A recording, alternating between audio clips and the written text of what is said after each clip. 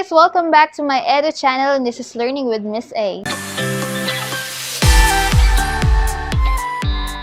During these times, it is really a must and important to keep ourselves updated as well as informed on the latest development as well as the statistics of the pandemic here in our country, the Philippines, and the rest of the world. During the earlier times, people read newspapers, news periodicals, watch televisions, and listen to radio to keep themselves updated. But with the help of technology and social media today, we can access almost everything in just one touch. But have we ever thought of the things to consider before believing or even sharing a news found on the internet? Today, we are going to talk about the tips on how to verify news from the internet. Let us start by defining a news.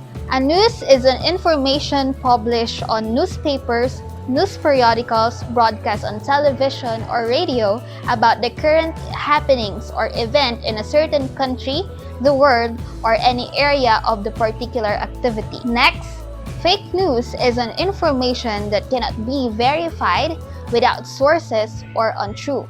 Now, how can we prevent spreading fake news? The first tip is to get news from legit news sources.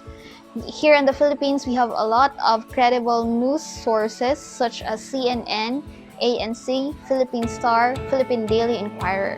You have to remember that screenshots or pictures are sometimes not sufficient. Tip number 2 is to consider the author of the news article. Is that author credible enough to write news reports or news articles? And of course, check whether that author have written other reliable news or report. Tip number 3 is to check the spelling, the grammar, and the punctuation used in the news article. Why? Because legit or credible news sources have strict rules on proofreading. Tip number 4 is to pay attention. Pay attention to the details of the news. Why? Because the news may be posted some years ago. Tip number 5 is about headlines.